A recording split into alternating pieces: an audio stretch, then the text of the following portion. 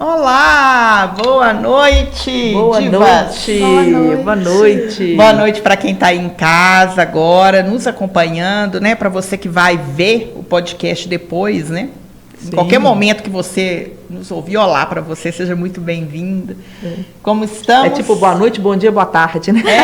É na hora que você tiver. É essa mesma. E como que nós estamos? Fevereiro, volta às aulas. Hoje a gente tem uma pedagoga com a gente para falar de um tema que está aí, quente, sobretudo com os adolescentes. Está fervendo, né? Vai, afinal de contas, agora não pode levar o bendito celular. Não. Proibição legal, lei federal. E agora, José, é a pergunta. E agora, José, adorei. Porque assim, a lei está feita, tá ok, né? Mas vamos ver como que vai a ser. Prática. Existe um abismo, né? E vários desafios, né? Assim, a gente sabe que foi feita exatamente com esse intuito de ajudar, mas existem muitos desafios, né? Muitos. Sim. Muito verdade. Então, vamos ver se essa lei vai pegar. Né? Mais uma, né? Então, antes da gente, a gente fez esse spoiler rápido, assim, só pra você ficar grudado com a gente aqui, não sair. Mas para dizer, né, que hoje o tema não podia estar mais quente. Mais em alta. Mais em alta, porque a maioria das escolas estão voltando essa semana, umas hoje, outras amanhã, e aí tal. Aí a gente vai sentir isso. E para conversar com a gente sobre esse tema, né, Kenny? A gente vai buscar gente que tem história para contar e prática, que é a Nádia Mendes. Casos. Né? Vamos passar a palavra para a Nádia, pedagoga, né, há 27 anos, com uma experiência vasta na educação, sobretudo na educação pública, né? Sim. E aí, Nádia, seja muito bem-vinda, né? Bem-vinda. Pois é, assim, esse é um grande desafio da escola hoje, né? E eu nem diria que é da escola, né, gente? É da família e da sociedade. O uso de telas em excesso, especialmente pelas crianças e adolescentes. Mas não só por elas, né? Nós estamos mergulhados nesse mundo e nós precisamos rever também, né, o nosso tempo de tela, o consumo de conteúdo que a gente está consumindo, enfim. Mas hoje a gente está aí com essa lei que me preocupa um pouco, porque eu acho que a reação nas escolas não vai ser uma reação assim fácil da gente lidar, porque os meninos já vêm de uma história que eles já estavam acostumados e com muita naturalidade ao uso do celular. Embora a gente já brigasse muito com eles por causa disso, mas não tinha uma lei. Então a gente usava muitos argumentos educacionais, né, pedagógicos, quando a escola tinha um trabalho nessa linha de conscientização do perigo, que é até interessante porque a lei prevê isso, né? A lei pede que as escolas trabalhem isso com os alunos, a conscientização. Mas a gente sabe que não é fácil. Primeiro porque já tem essa história do costume deles levarem, e depois porque a gente já tem também a própria questão do aluno não conseguir, do adolescente, da criança e do adulto, de não conseguir ficar longe do celular, que já é um transtorno, né? Depois a gente tem as próprias famílias que acham importante que o filho esteja com o celular para questão de controle, de saber se o filho chegou na escola, onde que está, se passou em algum lugar depois da aula, enfim. Né? Muitas famílias lidam com o celular assim, como essa questão de segurança. Né? De comunicação, então, de fato, né? Eu começo pensando assim, que não é uma coisa fácil de ser resolvida. Também não é só a lei que vai resolver a questão, porque eu acho que o problema é tão complexo que a gente achar que uma medida só, principalmente legal, vai nos salvar, eu acho que a gente já começa o ano iludido e as famílias não precisam pensar assim, agora está tudo bem, porque não pode levar para a escola, então... Né? E não é por aí, que a gente sabe que, como se diz, o buraco é mais embaixo. Nossa, sem dúvida, o problema é mais sério. Mas eu acho que já foi é uma bem medida rápido, né? Você muito pensar, no rápido. final do ano passado, começa em São Paulo. Eu nunca vi uma lei já tinha no Rio, né? No Rio de Janeiro já tinha Porque, desde fevereiro mas, de na verdade, 2024. essa PL já vem há muitos anos, né? Não me lembro bem quando começou, mas quase já há uns 8, 10 anos essa discussão. Sim, mas assim, entre existe a lei e ela ser aprovada, passada por rápido. Todos os trâmites, ser sancionada pelo presidente, né? E, inclusive, quem está pegando a culpa aí para os adolescentes é o presidente. Ele está na mira, né? Só ele, né? Ele é o vilão da história. É o vilão da história, né? Ele foi lá e bateu o martelo. Quer dizer, não deixa de ser porque ele sancionou, mas não é ele sozinho, né? Com certeza não. Isso eu acho que é resposta a um anseio. E que já acontecia em alguns estados, né? A gente tem Rio de Janeiro, que já acontecia, né? O São Paulo, que já estava aí prestes a fazer no ano passado, no final do ano, e agora 2025 todo mundo. E é uma contenção, né? Eu acho que é uma medida, assim, uma primeira medida. Como você bem disse, Nádia, eu acho que a questão é muito mais complexa e é um problema social. Então, a gente tem muitas camadas que vão precisar ser tratadas, pensadas, discutidas, propostas aí para conseguir, né, vencer essa possibilidade, não só o cumprimento da lei. Quem dera se fosse assim, ó, sancionou a lei, cumpra-se. Tá tudo certo. Tava fácil. Mas então, eu vou fazer uma pergunta para as duas, então. Vocês são contra ou a favor da lei? Não vale meio termo, não. Eu já ia falar depende. Já ia falar mais ou menos. Por que não, A lei é lei, não tem depende. A lei você tem que cumprir, assim ou não, né? O cumprimento assim, não tem se jeito. você é contra ou a favor, porque existe uma corrente de pensamento que vai dizer, não, eu acho que o caminho não é esse, só vai aumentar a abstinência, e aí aumentando a abstinência pode aumentar a rebeldia, e tem outros que falam, não, tem que ter uma intervenção forte do Estado, sim, porque a questão já virou questão até de saúde pública, de educação pública. De educação, de tudo, né? Mas e vocês? Se for entre o sim e o não, eu digo sim. Eu concordo que é uma medida que, até mesmo para nos falar isso, gente, por que teve que ter uma imposição legal a nível federal? Né? Quer dizer, o país desse tamanho, será que o país todo vive isso? Então, quer dizer, é algo que é muito sério, porque se é uma lei federal, a gente não está vivendo isso só aqui no nosso mundinho. Né? Então, eu acho que uma lei vem também para nos falar isso. Olha, a que ponto chegamos? Né? Agora, eu entendo também essas outras correntes de pensamento, que é uma corrente que eu também vou ao encontro de alguns argumentos, porque eu acredito muito nessa questão da conscientização, né, de trabalhar por aí com o adolescente, que às vezes só uma questão legal não vai ser suficiente. E eu acredito muito nisso. Que a gente precisa trabalhar na questão educativa, e não só dos adolescentes, das famílias, né, dos pais, dos cuidadores, da importância disso, né, não só da importância de retirar, de diminuir, não é nem retirar, né, diminuir o uso, mas das consequências disso, porque eu percebo ainda que tem muitos pais que não têm tanta consciência do mal que isso está fazendo para o filho. Então, entre ser de acordo ou não ser, eu sou de acordo, porque eu acho que é algo que chegou num limite, assim, que está muito difícil da gente lidar nas escolas. Então, acho que precisou disso para nos alertar que a coisa está muito séria mesmo, para nos alertar como sociedade. Mas é preciso todo um trabalho em cima disso. Né? E eu acho que agora, a gente começando o ano letivo, eu acho fundamental discutir isso com os alunos. Por que foi necessária uma lei? Né? Até que ponto o Estado deve intervir na nossa vida, na vida do adolescente? Porque é uma intervenção direta na vida do adolescente, até de crianças, porque a lei fala que é a educação básica. Né? Então, é bem importante essa reflexão. Muito desafiador. Eu vou ficar com não. Você é contra? Vou dizer o porquê. O porquê do contra. Tipo, como assim? Não, é porque, na verdade, eu vou ficar exatamente me valendo de alguns argumentos da Nádia. A questão educacional. Então, assim, a educação, ela parte de uma transformação. E aí, uma imposição, ela vai de encontro mesmo, vai contra a lógica educacional. Assim, é uma lei que vai no cumpra-se. Eu entendo, por isso que eu falei assim, será que dá para responder? Depende, né? Assim, o momento que o país vive, e é esse momento de alerta. Né? O mundo, assim, vou dizer aqui porque é o que a gente está, o que a gente vive, mas com certeza o mundo é um momento de alerta. Mas a lei vai ser uma lei, mais uma, se não tiver todo o aparato por trás.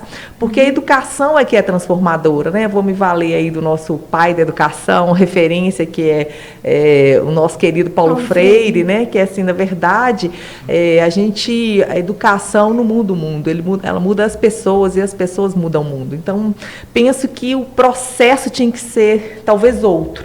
Mas eu entendo a urgência, tá? Eu entendo a urgência, por isso que meu voto é não, mas eu entendo a urgência, mas como alguém que é muito focada na lógica da educação, que entende muito essa questão dessa necessidade de transformação e que, na verdade, comunga do que falo Paulo Freire, eu também acho que as pessoas precisam estar convencidas. O meu medo é que a gente gere, inclusive, um elemento pior, que a gente talvez piore a situação no contexto da legislação, né, nessa questão de uso. E a gente tem outros problemas, né, gente, assim, estruturais. Para a escola, onde guardar esse celular? Para a escola, no intervalo não pode usar em nenhum momento. Então, assim, as crianças vão ficar fazendo o quê? As escolas vão ter que colocar, sei lá, jogo de xadrez na mesa, tabuleiros, elas vão precisar criar novos elementos. As escolas estão preparadas? Elas têm isso? Então, assim, desperta milhares de questões que eu acho que antecede a legislação, né? Então, por isso meu voto é não, mas assim, querendo... Eu vou votar aí. Então, o meu voto é não, querendo dizer sim, assim, eu gostaria de dizer, na vez, assim, depende. Será, né, que essa lei vai pegar? Exatamente por causa de toda essa estrutura que precisa ter e desse amparo. Sim. Né? Mas depois eu continuo o raciocínio. Não é tão voto, simples. Meu voto, vocês estão aí nessa... Eu sou totalmente a favor. Eu sou totalmente a favor. E eu vou fazer uma piadinha, pode? Pode. Diva pode fazer piada. Kênia, vem com Paulo Freire, sou comunista. Sou comunista. Pedagogia da autonomia, pedagogia da esperança. Da autonomia, tá fora. O negócio agora, para que máscara? Você precisa agora o esquema coach. Para quem estudar? O celular pode te formar, pode te dar. Então, assim, né? Obrigada pela piadinha sensacional. Piadinha, porque alguém pode estar falando, sei lá, fala de comunista. Fala de comunista, com muito orgulho. Paulo Freire é uma referência interessantíssima, mas eu queria poder ler a pedagogia da autonomia do Paulo Freire em tempos atuais. Como é que ele faria essa síntese? Como é que ele faria isso? Porque já mudou muito, né? Mudou com certeza. Né? Então, assim, com certeza ele se valeria do aparato para a construção da autonomia. Acho que até reforça a minha fala do não, assim, com certeza. A gente tem, sou de e circunstância, tudo que a gente tem, né, para construir. E aí, só para fechar o raciocínio, Ivna, eu acho que, inclusive, as famílias que são menos favorecidas vão ficar ainda mais prejudicadas, porque as crianças, elas têm a única, talvez, forma de diversão. Os pais, é muito mais complexo para eles. Né? Eles não têm tanto acesso a outras questões, né? Então, outras formas. Outras formas. Deixa eu meu raciocínio, por que eu sou totalmente a favor, tá? Primeiro, porque eu acredito que é no andar da carruagem que as abóboras se ajeitam, né? Então, a estrada... Hoje nós estamos cheios das analogias. Porque, assim, se você parar em todos os senões, você não faz nada, né? Então, caminha caminhando. Então, você cria uma lei, a lei tem várias questões que a Nádia vai poder trazer para a gente aí. Ela contava para a gente aqui nos bastidores a história do fone do ouvido. Você não pode deixar de contar a história do fone do ouvido, que é sensacional. Então, assim, são muitas nuances, ok. Mas a gente vai num caminho, que inclusive é uma tendência hoje das grandes mundial da sociedade, e a partir daí as coisas vão se ajeitando. E por quê? É interessante pensar o seguinte... eu sou da geração, nós somos da geração em que o terror era a TV. Ok? A TV era a babá eletrônica, a TV educa as crianças, a TV ela é aquela versão apocalíptica da TV como a grande destruidora do lar das famílias brasileiras. E aí eu fui estudar isso depois, e o meu mestrado foi sobre essa questão da televisão, e eu trabalhei justamente a educação e a televisão. Como que as professoras, aí eu fiz um recorte de um estudo de caso com a educação infantil, se elas estariam preparadas para lidar com aquele conteúdo que chega na sala de aula, que a criança traz de algo que ela viu na TV. Então, eu vou fazer um exemplo simples hoje, né? Mas poderia ser na TV. Acontece o primeiro beijo gay e a criança viu isso na televisão. Aí ela vai para a escola e fala assim, professora, eu vi o beijo gay. E aí, como que as famílias e tal? Então, esse era o contexto do mestrado lá no ano de 2003. Tá? Olha pra você ver, já tem 21 anos, né? Qual é a grande diferença? E naquele contexto, qual era a minha síntese? Não adianta ficar proibindo, cortando. O importante é a mediação, que seria a via educativa. Ou seja, o professor deve estar preparado e a família para ser o papel do mediador entre o que a criança recebe da mídia né? Porque a gente sempre escuta mais os nossos pares do que a mídia. O poder de influência, isso é comprovado. O poder de influência de um pai, de um professor, de um amigo é muito maior do que de uma mídia. Bom, fecha parênteses, só que a gente está falando de TV. A TV, com todos os males dela, ela ficava estática ali, você sentava e parava. Então, você não ia para o banheiro, levava o seu aparelho de televisão. Você não ia para a escola, levava o seu aparelho de televisão. Você não ia para uma festa, levava o seu aparelho de televisão, né? Você não ia cozinhar, levava o aparelho de televisão. Embora tem cozinhas que tem TV. Então, eu estou pegando exemplos assim, você não fica lá 2 horas no banheiro, criando problema de hemorroida. Inclusive com problema assim, né? Tem sido muito falado, tem sido muito falado. Eu falo em casa, pelo amor de Deus. Eu chego batendo no banheiro, porque o banheiro é o espaço do sossego, ninguém me incomoda e tal. Então, assim... Antigamente eram as revistas, né? Mais um meio de comunicação. Então, você não tinha esse cenário e hoje tem. A questão hoje é que é muito... E outra coisa, a televisão ela tinha aquele papel do entretenimento e basta, né? Informação e entretenimento. O que isso aqui mudou muito, né? Porque também tem a lógica de segurança, a lógica de informação, de facilidade de comunicação. Do perigo, né? Da pedofilia, de mil coisas. De comunicação, você tem a Barça ali dentro, você tem tudo ali dentro. A Barça foi ótima. Foi a tradução. O que significa Barça? Para quem nos escuta e não é da nossa geração. Eram as enciclopédias inteiras, as coleções que a gente era louco para ter. De pesquisa que você tinha que fazer e tal.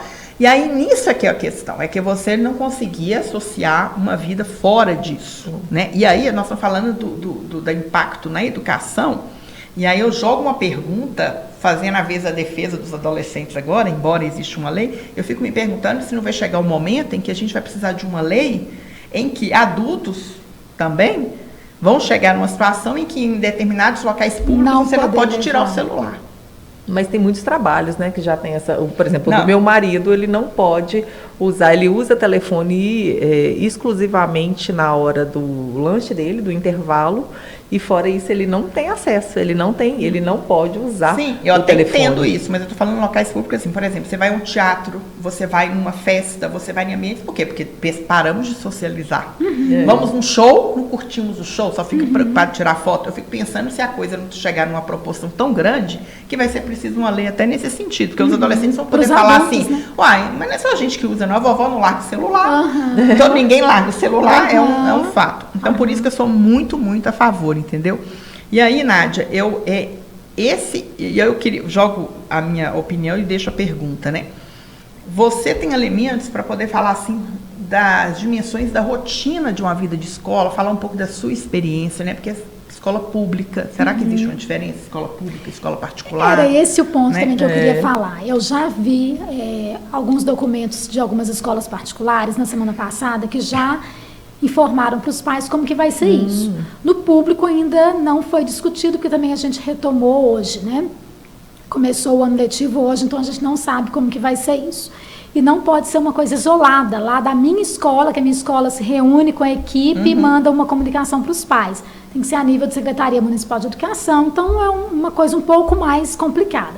Mas o que eu vi de escolas particulares grandes de Belo Horizonte? Falando, né, que não é permitido mesmo o uso, claro que não tem como impedir o aluno de levar. O menino pode estar com o celular na mochila, ok? Ninguém vai revistar, não passa por isso, né?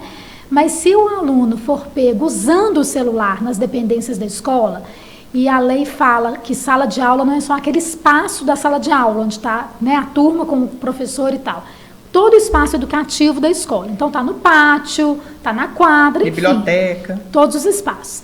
Então, o que eu li desses regulamentos? Que a escola vai pegar o celular do aluno e o responsável deve ir na escola buscar no final do horário. E uma outra punição, porque o que eu penso na questão legal é exatamente isso, porque se é uma lei, tem que ter uma punição para quem infringir a lei. E é esse o grande impasse que a gente tem na escola pública, a questão da punição. Mas voltando, a escola particular vai fazer essa punição. Pega do menino, o pai vai buscar no final e, além disso, ele tem, lá no manual do aluno, que já foi atualizado, ele tem lá o número de pontos que ele vai perder na questão disciplinar, né? Isso eu não sei como que funciona, porque eu não tenho experiência. Cada escola tem o seu... Tem uma regra, mas tem uma questão lá, que é até a nível contratual também, né? Que o pai assina no contrato, que ele está ciente disso, enfim. Então, ok, tem uma punição, porque não adianta a gente tratar de lei, se a primeira coisa que o menino pergunta, e se eu usar, o que vai acontecer? Então, é óbvio. Na escola pública, isso é muito complicado. Eu vou dar um exemplo, comparar com a questão do livro didático, né, que a gente tem o Plano Nacional do Livro Didático, um programa assim, fantástico da escola pública, que os alunos recebem todos os livros didáticos, né? E são livros didáticos com a mesma qualidade, às vezes são até os mesmos livros que a escola particular utiliza. Então, a gente está nesse nível assim, né? E aí, o aluno recebe esse livro, vocês sabem, né, que livro é uma coisa absurda. Os pais que eu conheço estão dividindo o livro aí de 12 vezes para conseguir pagar, são caros demais. E eu falo muito isso com os adolescentes, porque, gente, eles perdem livro o ano inteiro. E aí não tem nenhuma punição, né? Não sei se também a melhor palavra é punição, para aquele aluno que perde o seu livro didático. Então ele recebe, ele nem sei valores, mas vamos supor que hoje o kit de livros, né, de 5 livros, esteja aí R$1.000. Ele perde aquele livro e pronto. E aí? Ganhei, né? Não tem punição nenhuma. E ele ganhou outro quando perder? Não ganhou outro, porque os números vêm bem contados. Tanto é que quando um aluno muda de escola, às vezes é até complicado, porque, né, não tem o livro na escola que ele chegou. Mas, enfim, então, assim, a gente está muito acostumado com isso no público, né? Do aluno receber o material, não ter cuidado. Pode acontecer de perder? Pode, né? Claro. Mas o que eu vejo na minha prática é que tem uma perda enorme de livros e que é descuido do aluno. Eu até falo com eles, o celular você não perde, o celular você não esquece em casa, mas o livro esquece, né? O livro perde, o livro não sabe onde está, o livro, enfim, fica lá esquecido. E aí eu me pergunto, qual punição a gente vai dar? Essa questão da gente recolher o celular e entregar para o responsável, eu já tenho essa experiência, a gente já faz isso na escola pública, porque até o ano passado eu trabalhei por 15 anos com adolescentes de 11 a 14, do 6º ao 9º ano. Então isso já era a minha prática, né? Eu trabalhava muito nessa linha, trabalho, Kênia, porque eu concordo com você, essa linha da educação, da conscientização. Então, trabalhava demais isso, não só com os meninos, mas com as famílias, mas tem um determinado momento que eu falava, chega, não dá mais. Já conversei com você, já falei da necessidade, tem a questão do fone, né? Então agora você vai me dar seu celular, seu pai vem buscar no final da aula. Então era aquele estresse, aquela briga, aquela perda de tempo absurda, aquela aula parada, mas ok, isso dá. Muitos pais não conseguem ir na escola naquele dia, aí gera um estresse maior ainda, porque aí o pai pede, entrega para o menino. Como que eu abro a exceção? A regra, né, a gente já estipulou que vai ser entregue para o responsável. Eu entrego para o menino, ele fica lá zoando na minha cara, ó, já peguei, amanhã está de volta. Sabe? Então, assim, na prática, são questões complicadas. Onde que a gente vai deixar esse celular do aluno na escola pública? Né? A gente mal tem armários trancados para nós funcionários. Eu não tinha coragem de ficar com o celular comigo, então eu passava para a direção, né, porque tem caro, enfim. Então, assim, essas questões práticas são difíceis. E, além disso, na escola particular tem essa questão dos pontos que depois dá mais BO para o aluno. Na escola pública a gente não tem. Então, é simplesmente isso, entregar para o pai o celular, né? Entregar para o cuidador. Então, assim, vamos ver como que vai acontecer. Até que eu acho que pode chegar um determinado momento que a gente fala assim, olha, cansei disso, não dá mais, não dou conta disso, eu vou passar o dia, né? Se eu pensar na minha rotina com adolescente, eu ia passar, a partir de agora, o dia recolhendo o celular de menino. Ia ser um trabalho. Pois é, com a história do fone que você contou pra gente. Porque eu tive um aluno com um problema muito sério do uso do celular na sala de aula. Até que um dia uma professora me chamou e falou, Nádia, não tem condições mais. Ele não mostra o celular está dentro da mochila, mas ele com esse fone chega a incomodar, porque tem colega, né, de trás do lado que está escutando o fone. Sim, é alto. Porque os meninos também não escutam baixo, né? E está me incomodando e tal. E aí eu fui lá, o que eu fiz? Retirei o fone do menino, falei, me entrega o fone. O celular está aí, ok, né? Você não vai tirar o celular. Não passa 10 minutos, a professora me chama, Nádia, olha o fone. Quando eu chamei o menino, falei, agora chega, agora eu vou chamar a responsável. Chamo o responsável, aí a tia, que era, falou, mas eu não estou entendendo, o fone está em casa comigo. A gente entendeu que o menino tem 500 fones. Ela pegava um, a tia pegava outro. Então, assim, é muito complicado isso, né? Uma coleção, né? Uma sacola de fone que ele só ia colocando. Então, assim, eu não sei como que vai ser isso na escola pública, essa questão, né? Principalmente da punição, se a gente vai conseguir lidar com isso. Porque também não é um nem dois alunos da escola pública que tem celular, né, gente? Isso é um fato concreto que eu falo com vocês. Na minha escola, na ex-escola que eu trabalhei, uma escola de periferia, de famílias trabalhadoras, muitas famílias desempregadas, muitas famílias que sobrevivem com os benefícios, os benefícios do governo, e 95% dos estudantes com telefone celular, com acesso à internet, né, com joguinhos. Então, essa questão dos joguinhos eu estava vendo também. Mas é outra discussão, né? Essa questão de lei, por exemplo. Como é que você não tem que ter uma intervenção de lei e em relação até o uso dessas bets, dessas divulgações, porque é muito interessante pensar isso, porque vou pegar o lance do tigrinho dos jogos, sobre auxílio de governo versus tigrinho. Tem muita gente questionando que as pessoas estão usando os auxílios governamentais para poder jogar. Isso tem muita denúncia disso. Sim. Mas é vício, né? É vício. E aí uma pessoa, eu sigo um perfil muito bacana em que essa socióloga, ela sempre traz o outro olhar a respeito do fato. Ela falou assim, é muito fácil você chegar e falar assim, você que usa tigrinho porque você é burro, porque você não consegue entender que você está enriquecendo as pessoas e tudo. Ele fala assim, gente, quando as pessoas vivem numa linha de pobreza, elas não conseguem ter plano de futuro, a não ser a sobrevivência. Então ela vai lá e vê um influenciador mostrando que ele jogou 50 e pegou 500. É uma opção, né, de vida, é uma possibilidade. Ele vê aquilo ali como a chance dele. Uma esperança, é tipo a porta da esperança. Para você que vive com dinheiro, que o dinheiro não dá para você pagar nada, nem as contas do mês. Qualquer pessoa que frequenta o supermercado sabe que está impossível a vida de supermercado. Outro dia eu até postei assim, porque eu escutei isso de um colega, achei sensacional. Falou assim, o carro mais concorrido hoje, mais desejado que existe no mercado é o carrinho de supermercado.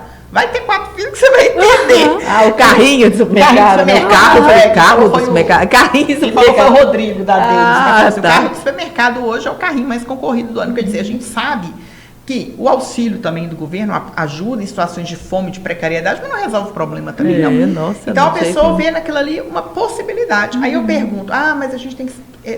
vou sem crítica, só fazendo comentário.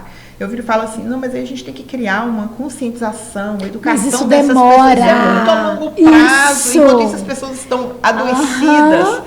Né? Eu conversava com uma amiga, gente, isso é muito sério, ela foi fazer um trabalho terapêutico numa comunidade a respeito de que atende várias questões, né? Ela atravessando um divórcio, um sofrimento grande, e ela foi lá, e nessa comunidade onde ela fica lá uma semana, não, são 15 dias, ela faz essa imersão. Você tem casos de mãe lutada, você tem casos de todo tipo de natureza, de problemas. De sofrimento. Assim, de sofrimento, Num grupo de 12, 3 eram com endividamento por causa de jogos, esses jogos. Num grupo de 12, é uma amostra muito significativa, alta. Entendeu? Ela falou, Ivana, 3 pessoas por causa desse bendito tigrinho, maldito tigrinho, né? Então, assim... aí entra a pergunta, vai deixar correr solto? É a liberdade de cada um? Não, gente, isso afeta a saúde. E aí vem uma cadeia, né? O sujeito endivida, aí o sujeito passa, aí ele da dívida, ele adoece, às vezes ele vai para a criminalidade porque ele tem que arrumar o dinheiro, e aí a coisa vai criando um ciclo. E quem está enriquecendo com isso? Os influencers, os donos dessas plataformas. Então, isso tem que ser questionado. Questionado, e algo tem que ser feito nesse sentido, você não acha? Não, sem dúvida. Por isso que eu acho que a lei veio nesse momento para nos ajudar de alguma forma. Um alerta, né? Digamos assim. Esse alerta, como eu falei inicialmente. Mas também, Ivna, eu acho que não só a questão dos jogos, que é claro que é seríssimo, mas todas as outras consequências do uso abusivo das telas, né? A privação de sono. Esse é um outro dado que é muito interessante, que o ano passado eu pesquisei com a turma de 9º ano. Se eu não me engano, foram 80% dos alunos que eu conversei, e os professores me relatavam isso, né? Que os professores, no contato direto com os meninos, eles trazem muitas informações interessantes. Que os meninos contam com muita naturalidade, que eles dormem 4, 5 da manhã. Como lá nessa escola que eu trabalhei, o ensino fundamental 2 é à tarde, eles acordavam meio-dia, porque todo mundo mora ao redor da escola, 12:30. Então, isso é muito sério. Os adolescentes estão com uma nova forma de viver, que é a noite toda acordada e de manhã dormindo. Isso é muito sério também. Demais, né? Então, quando o professor me traz esse aluno, é um outro trabalho que eu faço. Mas olha o tempo que eu dedico, né? Não gosto nem de falar que eu perco. O tempo que eu dedico com essa família, porque primeiro eu converso com um adolescente. Olha só a sua rotina como que tá. Você acorda meio-dia, você não toma café porque ele merenda na escola, né? Ou então ele come alguma coisa, vai para a escola, passa a tarde na escola, chega em casa, ele está muito cansado, porque é incrível como que os adolescentes ficam cansados, precisam de mais sono, né? Mais de noite qualidade. de sono, né?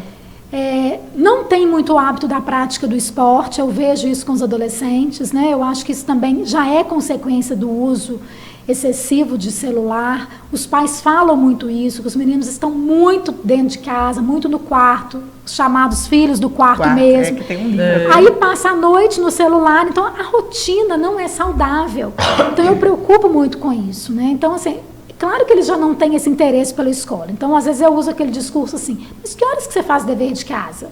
Isso é balela, né, gente? Menino não faz dever de casa. Você sabe que ele não faz, mas é para ele responder, né? Na minha realidade, não fazem dever de casa. Tem professor que fala assim, eu já nem dou, porque eu não aguento mais esse estresse de todo dia ficar cobrando e mandando para você, né? Menino que não faz dever de casa. Então, assim, vai ficando uma rotina tão desgastante dentro da escola. Que você tem que escolher as batalhas que você vai realmente quase enfrentar, isso, porque senão você não consegue fazer mais nada além disso. E aí eu chamo os pais e falo com os pais, né? Como que está a rotina dos meninos?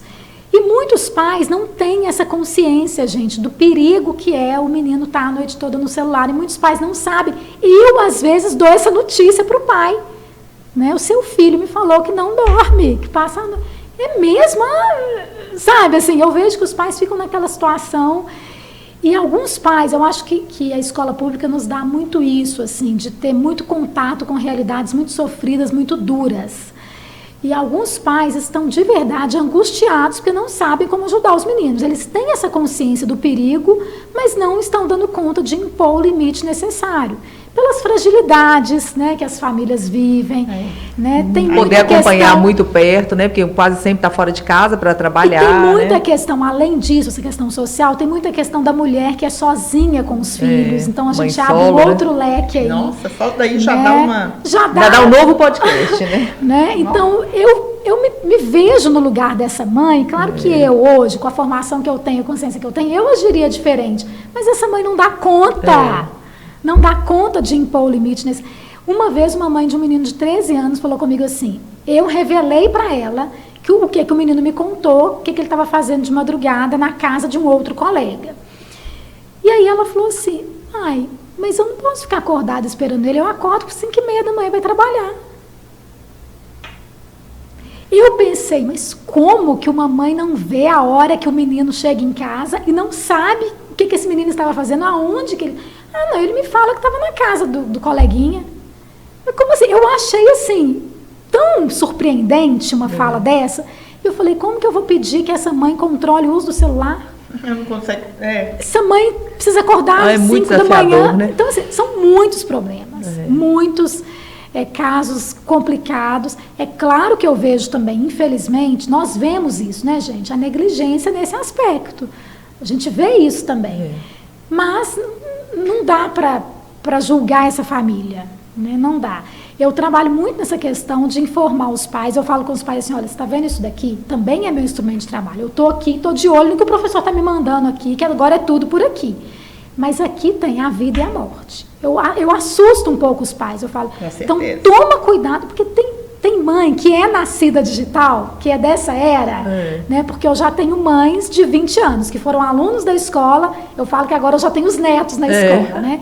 Então eu falo, esse menino, porque é um menino, gente, de 20 anos, 25, que está lá com um filho de 5, 6 anos na escola, ele não tem essa maldade. Você fala isso para ele, não aí já é uma fala nossa, né? Da nossa geração. 50, né? Aí todo mundo vai ficando menino, né? Igual o vovô e a vovó que refere aos filhos como menino, vai ser sempre menino. Né? Mas pensa, gente, um pai de 25 anos, que eu vi, que eu acompanhei ele na escola, né? Quer dizer, ele não tem essa maldade, porque ele vive nesse mundo, né? Então eu tento alertar para os perigos. E é um nascido digital também, né? Nascido digital. É bem diferente da gente. Muito. que não é. Gente, a nossa conversa está muito boa, mas a gente já está em 35 Acabou. minutos de conversa quase. Nem falamos do livro, né, da Geração Ansiosa, que traz tantas informações importantes. Mas esse a gente vai fazer um podcast sobre ele, né? Tá. Esse eu acho que vale um podcast. Você já terminou a leitura? Não terminei, porque eu estava de férias, li 2 livros nas férias, deixei esse de lado. Então que bom, porque aí dá tempo da gente ler também. Eles têm tantos muito dados, denso. muito denso, que ele não causa o relaxamento, né, que você busca em umas férias, né? Você acaba tendo que ter uma leitura mais leve, né? Mas nós vamos, eu quero ler também, Kênia, porque aí depois a gente pode marcar um bate-papo sobre esse tema, né? Que eu acho que traz informações que podem ajudar as famílias a pensar, a alertar. E né? também a gente vai fazer um novo momento, né? Para a gente poder até trazer essa discussão, mas de uma lei que já está em andamento, né? Assim, porque a gente está no primeiro dia. Tal a gente voltar, né? Eu acho que vai sentir como é que tá e tal, porque está tudo muito novo. Para ver muito novo. E aí a gente pode, inclusive, se valer, né? Do que o autor traz aí da geração ansiosa, né? Para quem ficou curioso aí, né? Para a gente poder discutir. Olha aqui, ó. Tem um detalhe importante, porque a gente acabou não falando nada da vida pessoal da Nádia, né? Porque ficamos na discussão, que ela é muito ampla, porque eu falei assim, Nádia, para contar a sua história, para contar a questão sua da dimensão do voluntariado, né? Ela é parceira da Nádia Bueno, que esteve aqui, que tem um trabalho do projeto A Vida é Bela e tantas outras dimensões ligadas ao ateliê de arte, de costura, as heranças da mãe. Tem muita coisa bacana para conhecer dessa mulher, para quem não conhece. Um podcast só não dá, não. Não dá. Então a gente falou com ela assim, vamos separar. Hoje a gente trata essa questão, porque está na pauta do dia, mas na semana que vem você vai voltar.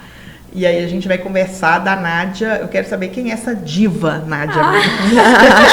Eu não, que eu sei quem é, mas as pessoas que nos assistem, né?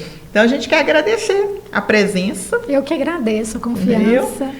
Desejar muita resiliência, muita força, sabedoria para você. Nossa, vai precisar, né? Porque eu acho que, como sempre, né, gente, a escola sofre impacto de muitas coisas, né? Porque você joga lá e aí os Mas professores eu acho que meu desafio virem, vai ser menor, porque eu vou começar a trabalhar com as crianças do Fundamental 1. Então eu que espero delícia. que eu não tenha que recolher celular de criança de 7 anos. Espero também. Vamos ver como vai ser.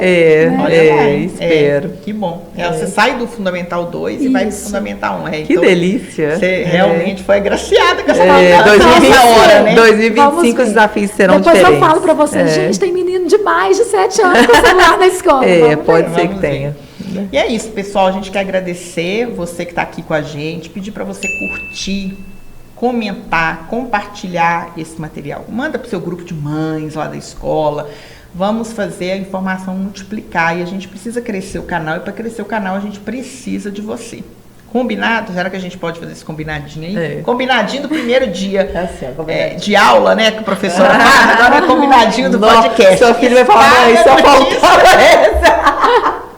Ai, cada dia eles inventam uma coisa mais baranga do que a outra. Fala de Amanda. Esse aí você foi no fundo do baú, direto do fundo do baú. Mãe, você faz umas coisas tão brega no podcast, tão não baranga. tem problema não. Brega pra você, mas pra minha turma não é brega não. É verdade. Então é isso. Um brinde, né? Um brinde ao novo ano letivo. Força, um brinde saúde para esses professores. Amém, para todos nós. Saúde da escola. Ai, força.